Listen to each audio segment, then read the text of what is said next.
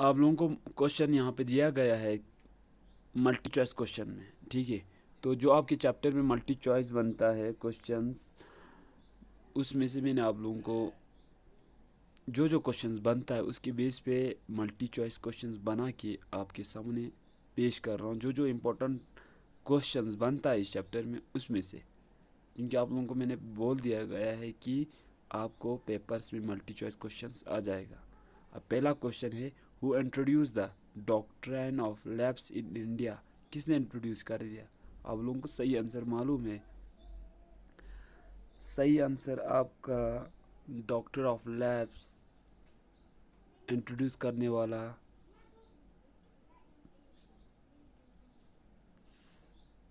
समझ लेना, ठीक है। 1848 में ये इंट्रोड्यूस हुआ था और इसका करेक्ट ऑप्शन है डॉक्टर ऑफ डलहौजी, ठीक है। डॉक्टर ऑफ लैब्स को लॉर्ड डलहौजी ने इंट्रोड्यूस किया था 1848 में। ये था हमारा पहला क्वेश्चन, इसलिए कि ये आपको ऐसे मतलब सिर्फ क्लास 8 के लिए याद नहीं रखना, ये आपको हमेशा के लिए याद रख लेना। ये जर्नल स्टडी का एक इम्पोर्टेंट क्वेश्चन है, यानी जब आप जिसमें हिस्ट्री, साइंस सब कुछ पढ़ लेता है, ठीक है। जो जियो के रिगार्डिंग हर एक जो जर्नल स्टडीज़ में जब आप पढ़ता है तो ये चीज़ इम्पोर्टेंट है। हिस्ट्री का एक ये सारे क्वेश्चन इम्पोर्टेंट होता है। अब इसमें से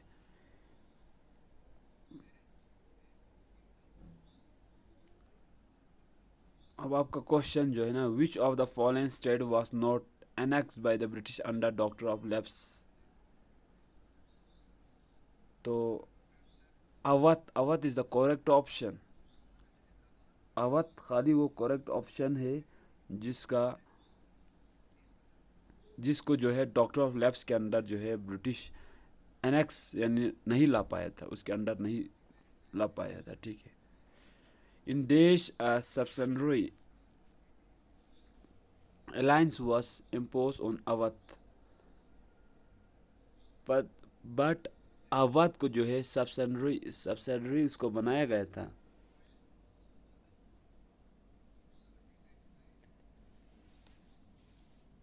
तो करेक्ट ऑप्शन इज 1801। ये आप लोगों को मालूम है, ठीक है। अब क्वेश्चन नंबर 4 देख लेना। Who was the last Mughal empire in India. Last Mughal empire कौन था इंडिया के अंदर?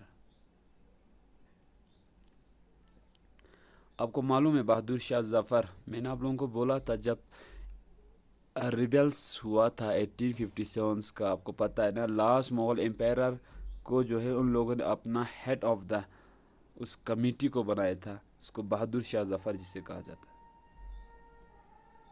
या बहादुर शाह जफर। अब हो सकता है दो नाम है मुगल एम्पायर के अंदर, तो बहादुर शाह जफर सेकंड इसे कहा जाता है, ठीक है ना। दो चीज़ ये हुआ। अब और एक क्वेश्चन याद रख लेना। व्हेन वाज द साथी प्रथा बंद इन इंडिया, ठीक है। सती प्रथा बैन इंडिया में, यानी एक सोशल इविल था जिसको इंडिया में बैन कर दिया, ठीक है। यानी साथी अगर उसको हिंदी में बोल दे तो साथी प्रथा, यानी जब हस्बैंड मर जाता था उसकी बीवी को भी साथ में जलाया जाता था, ठीक है।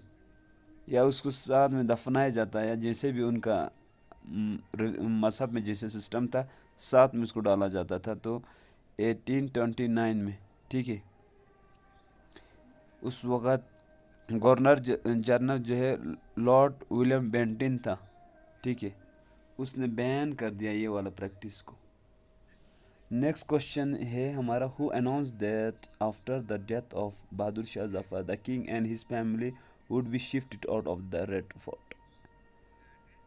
किसने ये अनाउंस कर दिया कि बहादुर शाह जफर के डेथ के बाद कि किंग एंड हिज फैमिली, जो बादशाह जो इसको मर गए ना, उसका फैमिली को वहाँ से शिफ्ट कर दिया जाए राइट फोर्ट से।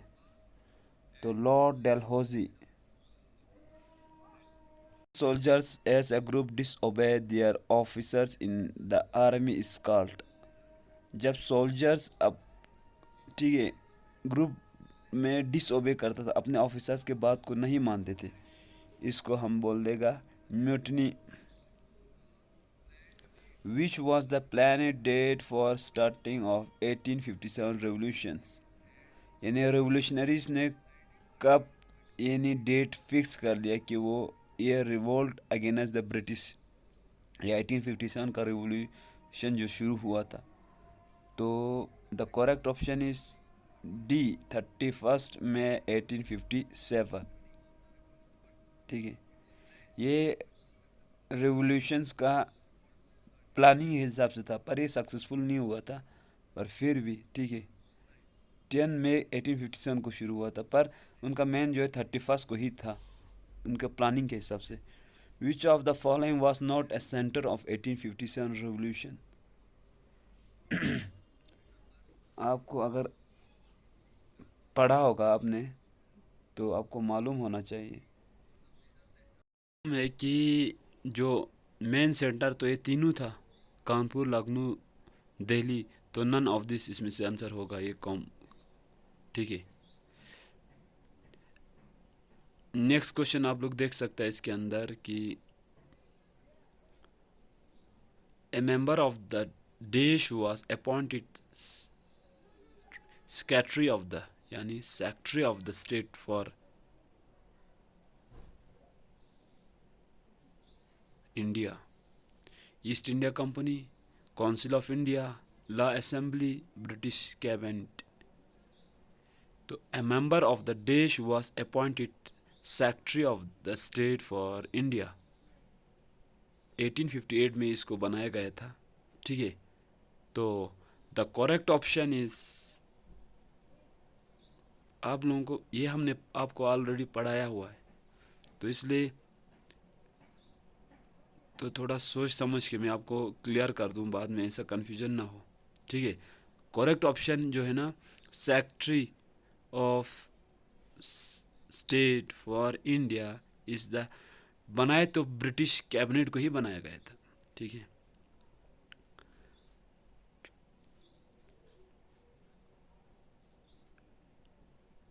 The Taiping rebellions took place in Thailand, China, Japan, Korea. The correct option is China, 1850